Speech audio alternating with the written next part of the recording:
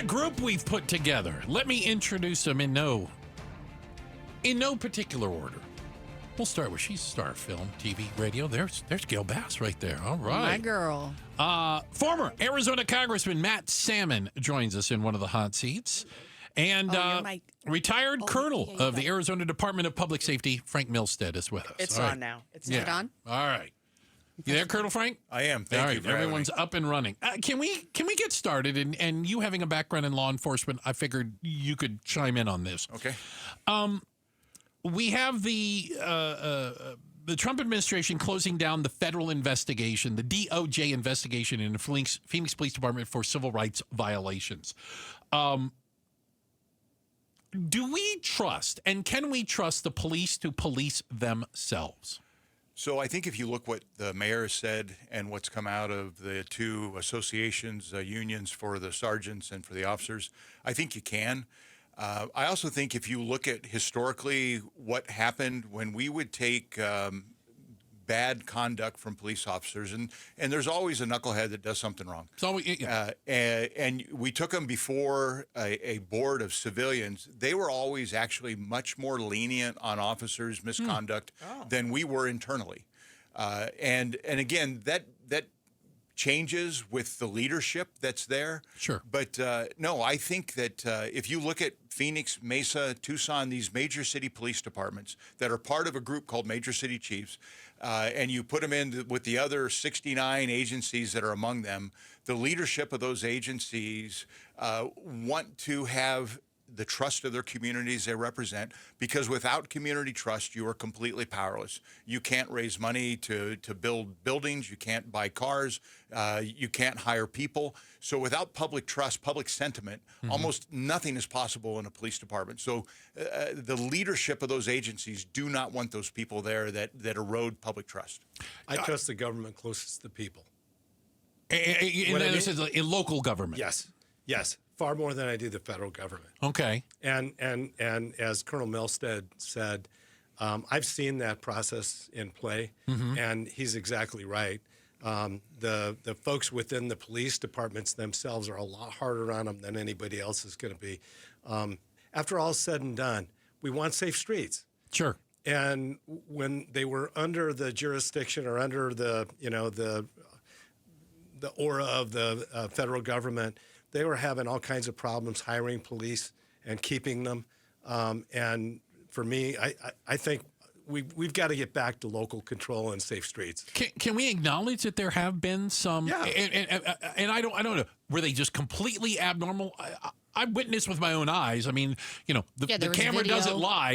Even the body cam video, that we've had some things that absolutely are civil rights violations. I mean, what I want to know as a resident and as a person of color is that we need the police. We know the police. We call the police.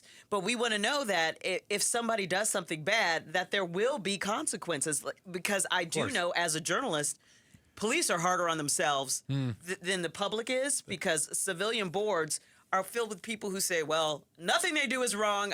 It's okay.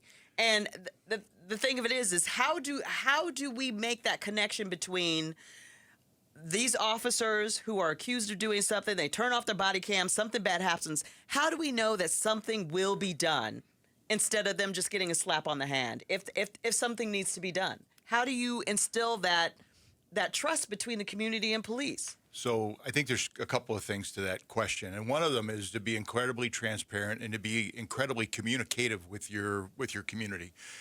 If the leader of the organization is not out in front talking about these things and building that trust, because I think we can all tell when somebody's telling us the truth and someone's trying to give us a bill of goods, and to see what the consequences of those actions are. And unfortunately, the body camera is a plus and minus, because the body camera is not always the panacea of the truth. No, because the one thing that is a constant is what actually happened, but the one thing that's not always constant is the perception of that, what is happening. Sure. And the perception may not be there, but that's up to the police chief and the leadership of the organization and the investigative body to be consequential about what did occur.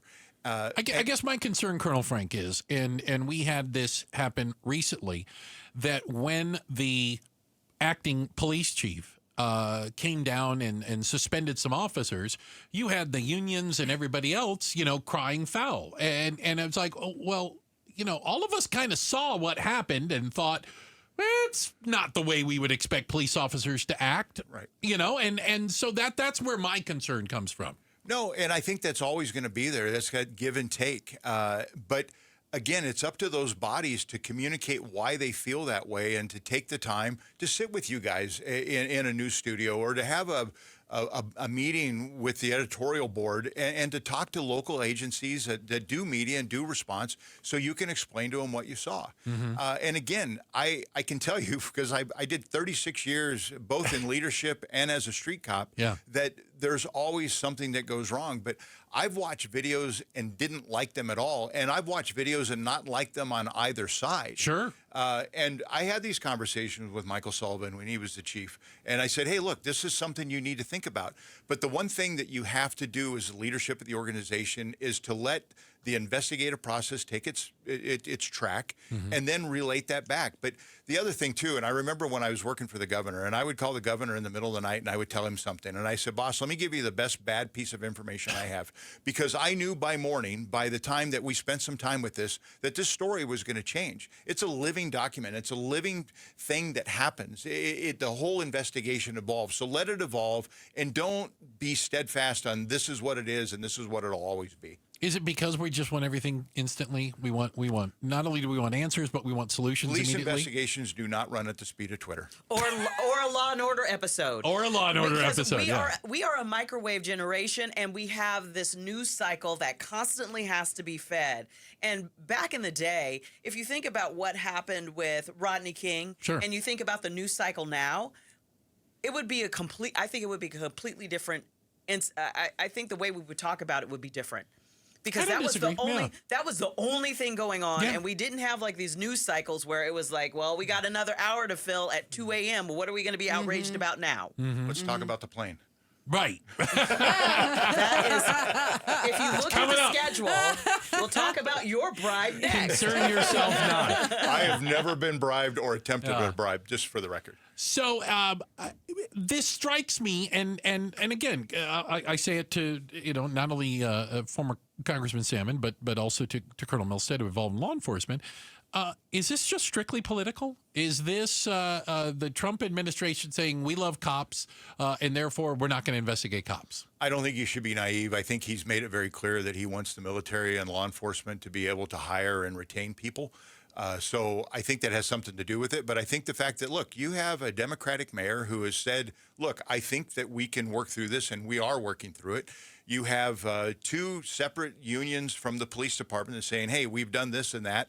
So I think you have to take those people at their word. I mean, if you're going to vote them into office and you're going to allow them to run those organizations, take them at their word. And if it's not the case, to Gayle's point, if it's not the case, it will present itself very rapidly in a negative light. Hold Mayor Gallego accountable. Ultimately, the mayor and the council are responsible for that police department. And we elect, the city council and the mayor every 4 years.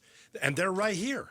I'm going to go back to what I said before. I trust the local government far less than I trust the government in Washington, D.C. Far more. Far more. Far more, yeah. Far more. Did I say far less? Yeah, Yes. You did. I meant far more. I know. That's why I backed you up. Correction. Listen to what I say. Listen to what I... You said it earlier correctly. Yeah, all right. Yeah, I trust the local government. And ultimately, the law enforcement folks, I want them to come home alive at the end of the day. Absolutely. Yeah, Every day. absolutely. I have family members who are in law enforcement. I've been praying for them before they even took the oath and got the badge. As a civil libertarian in the room, I'm going to say I want innocent civilians to go home safely at the end of the day as well. Yeah, that's what I was going to Just so say. you know. I want them Just so to you know, too. I want innocent civilians to be able to go home. No, but there's no do-over. And Yeah. I want to feel like if I am being wronged in a situation, that I don't have to just think that this is going to get wiped away later. That I can go and voice. There is a process. Yeah, the grievance, and that'll be held accountable. And I swear to you that I have never seen a piece of misconduct covered up and whitewashed and made go away to protect a police officer. Okay. I would say it would be just the opposite. We are going to err on the side of the community before we do on police. And again, it's not a perfect system, but either is our judicial system, but it's the best one in the world. Here. We're going to have a conversation next about, I don't know any other way to say it. The United States has agreed to accept a Boeing 747 as a gift from the government of Qatar, which ostensibly will be used as Air Force One at some point. And I'm looking right at you, Congressman Salmon, your time in D.C. The ethics panel wants to know, how are you going to respond to this? The statute of limitations is long gone. I'm feeling a little jealous. All I got was a Maserati. Hey! An offer? Hey, Matt, remember, he said received. I think you should deny that at all costs. No, Actually, I mean, that's tongue in cheek. The fact do you guys is, think this is this a bribe or the U.S. Constitution is very, very clear. Article 1, Section 9, Clause 8. Oh, wow. It's also called the Emoluments Clause. Emoluments, yeah. And it says the federal office holders, including the president, cannot accept gifts from or benefits from foreign governments. Yeah. End of story. But I thought if they got a gift, they just had to log it. Well, in the past, they've given gifts like swords and boxes. Like and every things time like that. a foreign dignitary comes, they bring something from their country, right? But the president doesn't really keep it.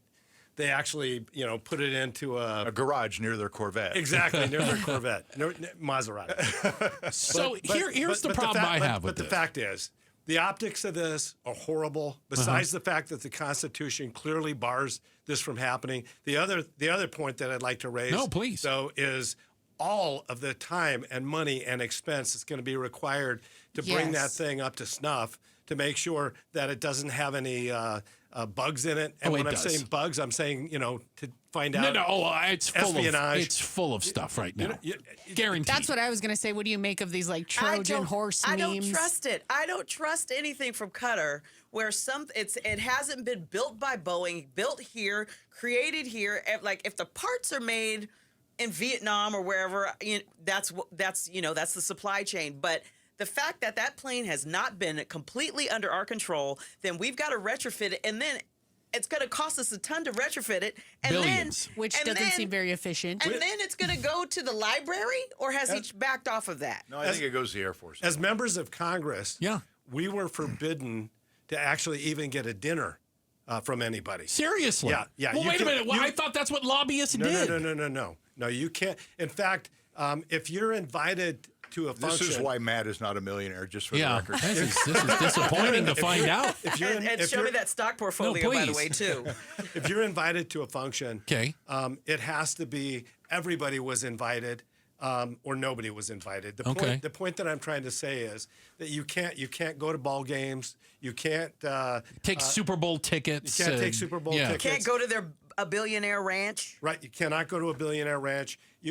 It's all prohibited for members of Congress. Right. What about in the Supreme Court? Is it forbidden for them too? It is forbidden for them too. It's By their also ethics rules. So is this Just wanted forbidden to for say radio that. hosts No, it is. to accept It's gifts clear. as well. is this an issue of oversight? Is this just that Congress won't hold Trump's feet to the fire on Right this? now, I mean, I don't know where the Republican Party is on anything. In fact, everything that we've ever believed, everything coming out of Congress today, it sounds like Walter Mondale's, his campaign plan. Wow, look at you. Poor You're guy. going back in the He's been compared to thing. Walter Mon- You're Mondale. going to have to help me. I don't know that I'm old enough to remember. I don't know Walter Mondale, but I would say he's low energy.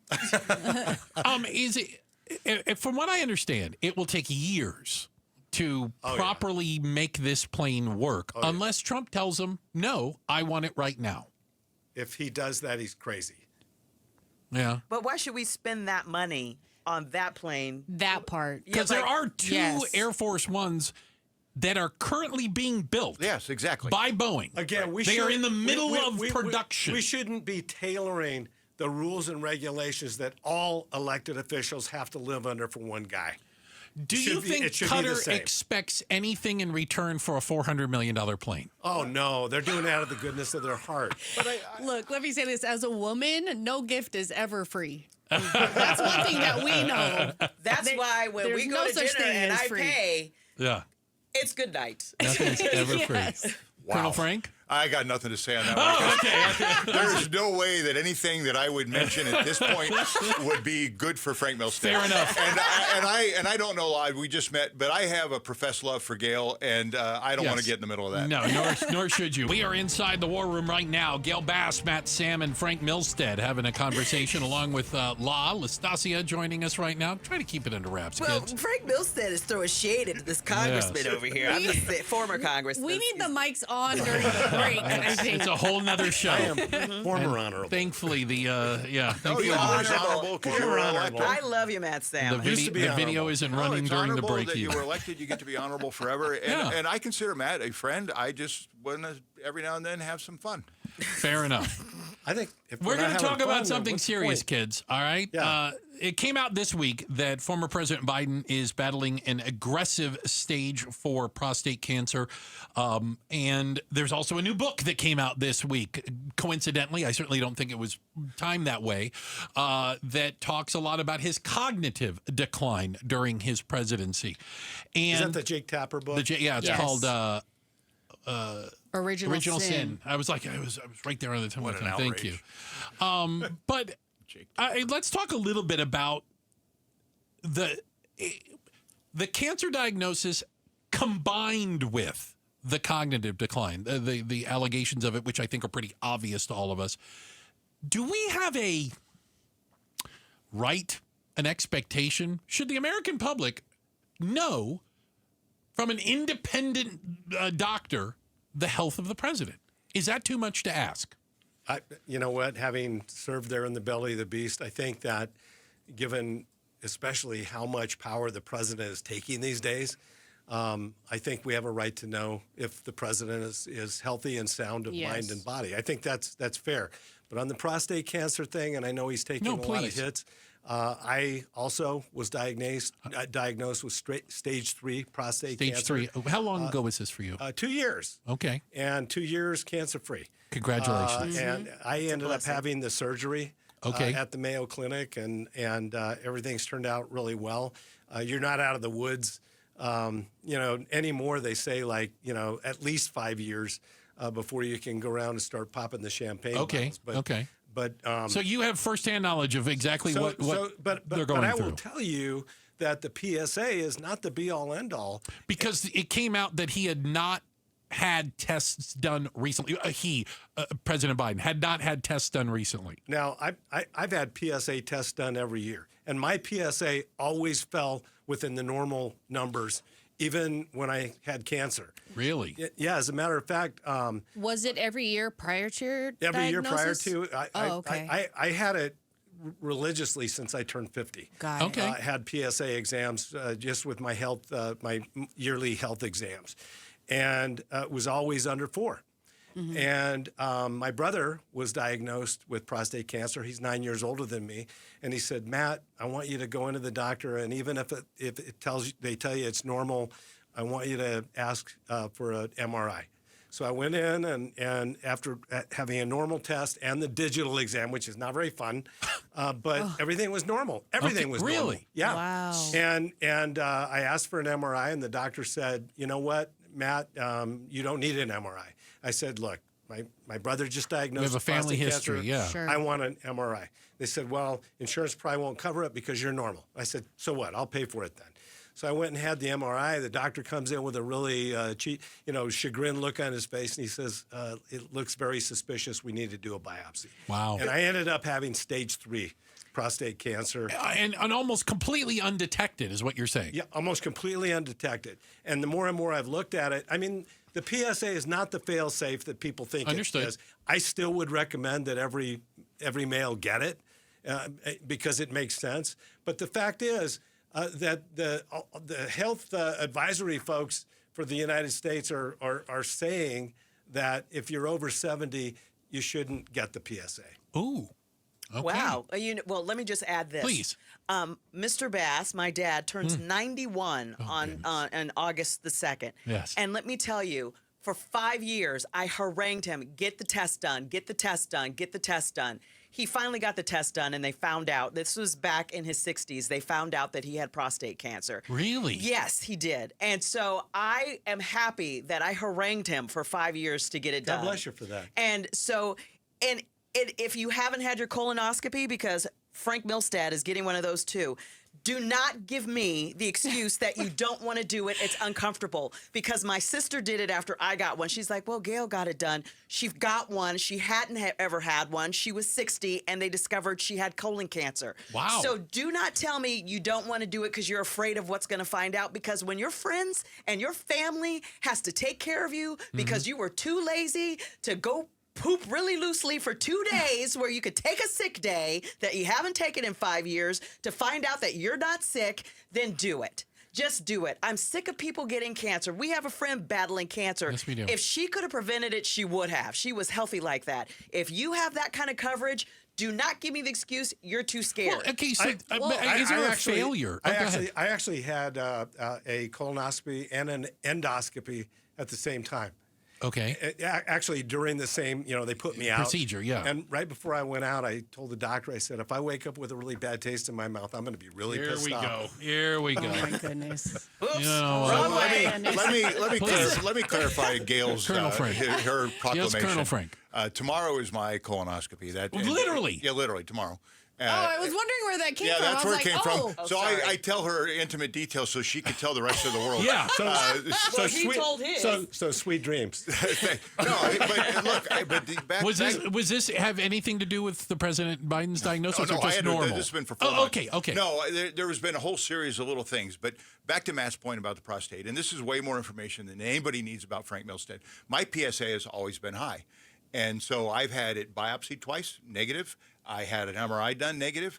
But when I did the MRI, and again, you got to know, because you don't want to die from something frivolous, which That's would be. what it would be, yeah. Yeah, I mean, like in a car crash or something like Yeah. that, we all understand. But I went and had the MRI done at 2:30 on the afternoon on a Thursday, and my doctor calls me at like 7:30 Friday morning, and I'm like, I don't even want to answer this. That I'm scares not you. even picking it up. Yeah. And he goes, hey, Frank, he goes, you're one of one. He goes, you got a big prostate, but you don't have any disease. You're good to go. And I'm like, well, I'm one of one. There you go. I finally found something that I could be one-on-one with. Yeah. But so, no, you got to get checked. I do blood every 6 months. I shouldn't be as suspicious that this wasn't caught earlier in No, President I don't Biden? think so. There could be all That's- kinds of extenuating circumstances. And the more and more, because I've had prostate cancer, yeah. that I've researched it, the more I've learned that there are extenuating circumstances. Okay. Listen, I don't think it absolves, whether it's physical or we talk about the mental decline as well. That I would like, and when I'm elected king, by the way, it'll be one of the things Oh, I my do. goodness. That presidents will be required to have a independent doctor do cognitive and physical tests and report to the American people on the health of the president, I don't and think not that's keep asking it too secret. much. No, Yeah. I don't think so either. In fact, when it comes to the cognitive issues, the fact that they have access to the football. Yeah, literally the nuclear football. That's right, the nuclear You aren't football. kidding. You want to make sure Yeah. that they are all there. 100%. All right, But we are. I'm telling you this, Yes, my sir. mom just passed her cognitive test, and you do not want to run in the country. Just for the record. And Sweetville. No, I love her, but you don't want to run in the country. And she passed. She was I able don't know. to. I think she's a wonderful woman. And if she's listening right now, I'm all for it. I admit that what I understand about how laws are made come from Schoolhouse Rock. And, Yes. the Same. basic, I'm just a bill, I'm only a bill. Capitol Hill. And Yeah. it doesn't seem that's like how it works anymore. No, it doesn't work like that anymore. So the big, beautiful bill Yes. is working its way through Congress. They could vote this evening. There is the if I understand correctly, the resistance is coming from the Freedom Republicans. Caucus. Yeah, it's coming from the far right, and their concern is that it blows the deficit out of control. Within 10 years, I think it increases the deficit by $3 trillion. $3 trillion. 3.8 trillion. Yeah. 3.8. No, I mean if you're Yes. at just 3.8, Yeah, what come difference does that on. make? Now- Right? 3.8 And, is and, four. and it will add more than like 15 trillion to the federal debt. So yeah, some of the deficit hawks are throwing up red lights, red flags. Sure. And the representative masses of the government, and what happens is they're taking them into the woodshed, and I'm sure that the Trump people are telling them, if you don't vote for this, then we're going to get a primary opponent to run against you. So that's literally what goes on. That's what's going on. So like you're sitting there on the floor, they're having a debate, and they're like, Matt Salmon, please come to the back office. Matt Salmon to the back office, and you have to go in there, and you like run into a gauntlet of people browbeating you. You walk out with a big hole in your back of your pants. Wow. So the sad thing is, when they put this stuff together, it used to be that all 435 members of the House and 100 members of the Senate all had input into the appropriations bills. Sure. And the budget. And now you've got 4 or 5 people go into a room, probably with President Trump's people, and they put something together, and then they jam it down everybody's throats. And that's exactly what's happening now. So there is no more such thing as a fiscal conservative. Is that fair to say? What is the purpose of the Doge finding waste, fraud, and abuse if we're going to add $3.8 trillion to the deficit? You've got some of the guys like Chip Roy and the Vanguard. You served with some of these people. I served with these people. And the fact is, if they vote for it, the only reason they're voting for it is out of political fear. It's not because they believe it's the right thing to do. I can guarantee you that. Well, how do they justify this? How are they going to justify this? Because, a lot of them live in red states where they use a lot of SNAP benefits. And, it's going to have a deleterious effect on the people who voted for them. Well, look, in the midterm elections, the opposite party from the president always picks up votes. Usually, anyway. yeah. It's usually never. You already had a Democrat who won by a landslide in an area that Trump won by 50 votes. Right. So it's going to be. It's the wind is going to be probably at the Democrats' backs in this next election anyway. Can I ask you again, as a former congressman? But if you don't get through a primary, you don't get to the general. And if you're threatened that Trump is going to endorse your opponent, then you're not going to get. You don't even get a chance to play in the general. Right. Because at what point do you make the political calculation of I got to run away from this because I want to get reelected? Right. Is that what you're weighing? I was one of those deficit hawks. And I was actually part of the team that balanced the federal budget 3 years in a row back in the 90s with Bill Clinton as president. Oh, wow. And I kind of got used to that, and then I didn't. It was a good thing. But then President Bush started putting us into deficit spending. Well, you know what? I find that interesting that when we get these Republicans in office, that they're supposed to be conservative. No, they're not. And then we get deficits again. Right. So at what point? Well, you know what? People still think you are, so you keep getting reelected. There are no more. Why do you have to change? There's like 5 fiscal conservatives left. Let's be honest with it. The sad thing is that right now, I don't really recognize the Republican Party. I'm right there with you. Whether it's dealing with the tariffs, whether it's dealing with. Now we're going to tax millionaires. It's something that I fought my whole, I wanted to cut taxes for everybody. It's just crazy. A lot of these policies are things that Republicans have been fighting against for years, and now they're fighting for them. Almost as if they don't have principles. I appreciate the fact that we had an amazing war room. Thank you very much. Colonel Frank Milstead, Gayle Bass, former Congressman Salmon, outstanding. Thank you all for being with us here today. All right? Thank you. Thanks for watching Outspoken with Bruce and Gaydos. Tap to watch more from KTAR News and click the button in the middle to subscribe.